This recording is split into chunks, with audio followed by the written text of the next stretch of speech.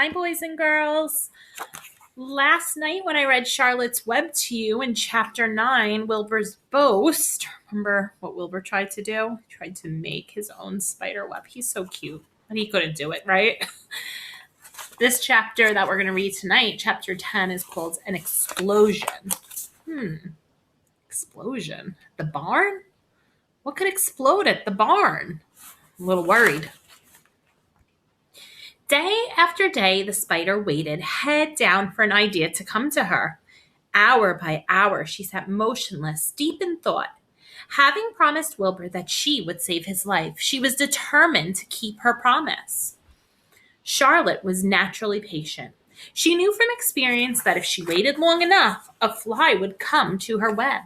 And she felt sure that if she thought long enough about Wilbur's problem, an idea would come to her mind.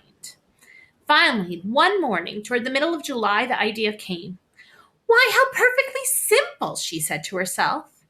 The way to save Wilbur's life is to play a trick on Zuckerman. If I can fool a bug, thought Charlotte, I can surely fool a man. People are not as smart as bugs. I take a little offense to that. There's Charlotte on her web.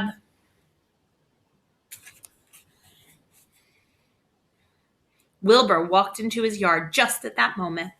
What are you thinking about, Charlotte? He asked. I was just thinking, said the spider, that people are very gullible. What does gullible mean? Easy to fool, said Charlotte. That's a mercy, replied Wilbur as he lay down in the shade on his fence and went to sleep. The spider, however, stayed wide awake, gazing affectionately at him and making plans for his future. Summer was half gone. She knew she didn't have much time. That morning, just as Wilbur fell asleep, Avery Arable wandered into the Zuckerman's front yard, followed by Fern. Avery carried a live frog in his hand. Fern had a crown of daisies in her hair. The children ran for the kitchen. Just in time for a piece of blueberry pie, said Mrs. Zuckerman. Look at my frog, said Avery, placing the frog on the drain board and holding out his hand for pie. Take that thing out of here, said Mrs. Zuckerman. He's hot, said Fern. He's almost dead, that frog. He is not, said Avery. He lets me scratch him between the eyes. The frog jumped and landed in Mrs. Zuckerman's dishpan full of soapy water. You're getting your pie on you, said Fern. Can I look for eggs in the henhouse, Aunt Edith? Run outdoors, both of you, and don't bother the hens. It's getting all over everything, shouted Fern. His pie is all over his front. Come on, frog, cried Avery. He scooped up the frog. The frog kicked, splashing soapy water onto the blueberry pie. Another crisis, groaned Fern. Let's swing in the swing, said Avery. The children ran to the barn. Mr. Zuckerman had the best swing in the county. It was a single long piece of heavy rope tied to the beam over the north doorway. At the bottom end of the rope was a fat knot to sit on. It was arranged so that you could swing without being pushed. You'd climb a ladder to the hayloft. Then, holding the rope, you stood at the edge and looked down and were scared and dizzy. Then you straddled the knot so it acted as a seat.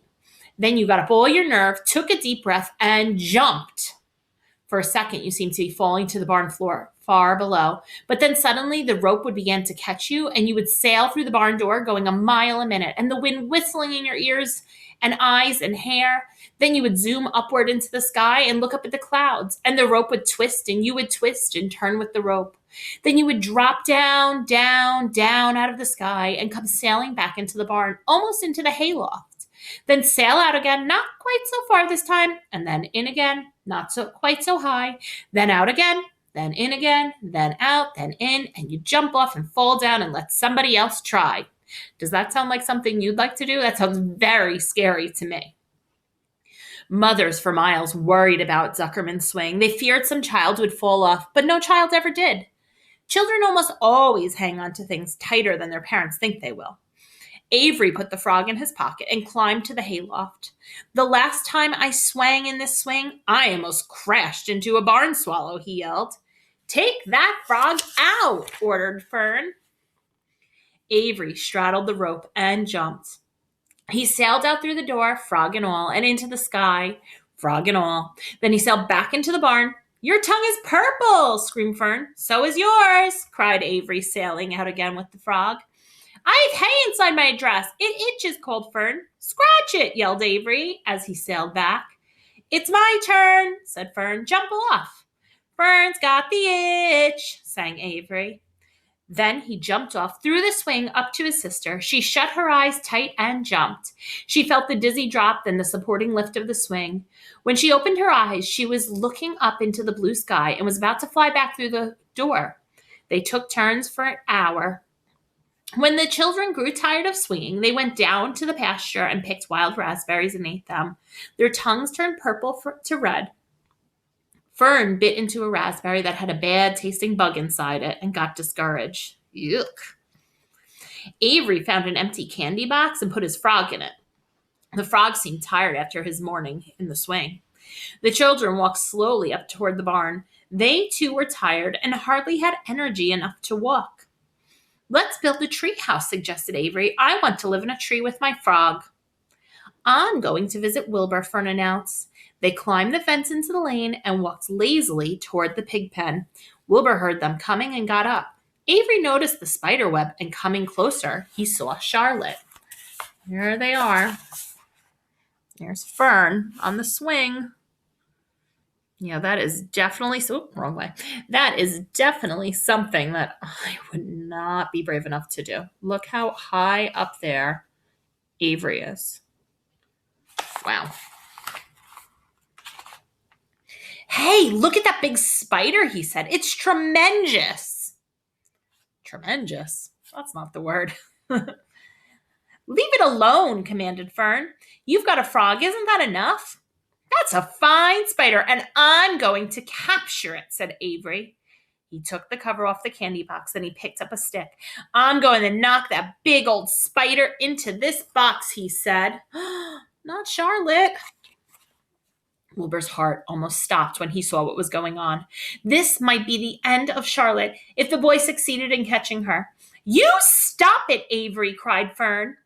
Avery put one leg over the fence of the pig pen. He was just about to raise his stick to hit Charlotte when he lost his balance. He swayed and toppled and landed on the edge of Wilbur's trough. The trough tipped up and then came down with a slap. The goose egg was right underneath. There was a dull explosion as the egg broke, and then a horrible smell. Look at Avery. Oh boy, serves him right falling, trying to kill Charlotte and capture her, right? But this is not good. Now I know what the explosion is. Whew. Fern screamed. Avery jumped to his feet. The air was filled with terrible gases and smells from the rotten eggs. Templeton, who had been resting in his home, scuttled away into the barn. Good night, screamed Avery. Good night. What a stink. Let's get out of here. Fern was crying. She held her nose and ran toward the house. Avery ran after her, holding his nose. Charlotte felt greatly relieved to see him go. It had been a narrow escape. Later on that morning, the animals came up from the pasture, the sheep, the lamb, the gander, the goose, and the 7 goslings. There were many complaints about the awful smell. And Wilbur had to tell the story over and over again of how the arable boy had tried to capture Charlotte and how the smell of the broken egg drove him away just in time. It was that rotten goose egg that saved Charlotte's life, said Wilbur. The goose was proud of her share in the adventure. I'm delighted that egg never hatched, she gabbled. Templeton, of course, was miserable over the loss of his beloved egg, but he couldn't resist boasting. It pays to save things, he said in a surly voice. A rat never knows when something is going to come in handy. I never throw anything away. Well, said one of the lambs, this whole business is all well and good for Charlotte, but what about the rest of us? The smell is unbearable. Who wants to live in a barn that is perfumed with rotten egg? Don't worry, you'll get used to it, said Templeton. He sat up, and pulled wisely at his long whiskers, then crept away to pay a visit to the dump. When Lurvy showed up at lunchtime carrying a pail of food for Wilbur, he stopped short a few paces from the pig pen. He sniffed the air and made a face. What in thunder? he said, setting the pail down. He picked up the stick that Avery dropped and pried the trowel. Rats, he said. Phew! I might have known a rat would make a nest under this trowel. How I hate a rat. And Lurvy dragged Wilbur's trowel across the yard, kicked some dirt into the rat's nest, burying the broken egg and all of Templeton's other possessions. Then he picked up the pail. Wilbur stood in the trowel, drooling with hunger. Lurvy poured. The slops creamily ran down the pig's eyes and ears. Wilbur grunted. He gulped and sucked and gulped, making swishing and swooshing noises, anxious to get everything at once. It was a delicious meal: skim milk, meat middlings, leftover pancakes, half a donut, the rind of a summer squash, 2 pieces of stale toast, a third of a ginger snap, a fishtail, 1 orange peel, several noodles from a noodle soup, the scum off a cup of cocoa, an ancient jelly roll, a strip of paper from the lining of the garbage pail, and a spoonful of raspberry jello. Wilbur ate heartily. He planned to leave half a noodle and a few drops of milk for Templeton. Then he remembered that the rat had been useful in saving Charlotte's life, and that Charlotte was trying to save his life. So he left a whole noodle instead of a half. Oh, how generous of him. Now that the broken egg was buried, the air cleared and the barn smelled good again. The afternoon passed and the evening came. Shadows lengthened. The cool and kindly breath of evening entered through the doors and windows. Astride her web, Charlotte sat moodily eating a horsefly and thinking about the future. After a while, she bestirred herself. She descended to the center of the web, and there she began to cut some of her lines. She worked slowly but steadily while the other creatures drowsed.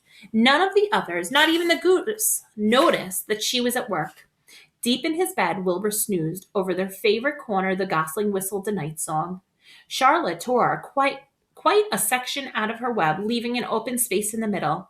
Then she started weaving something to take the place of the thread she had removed. When Templeton got back from the dump around midnight, the spider was still at work.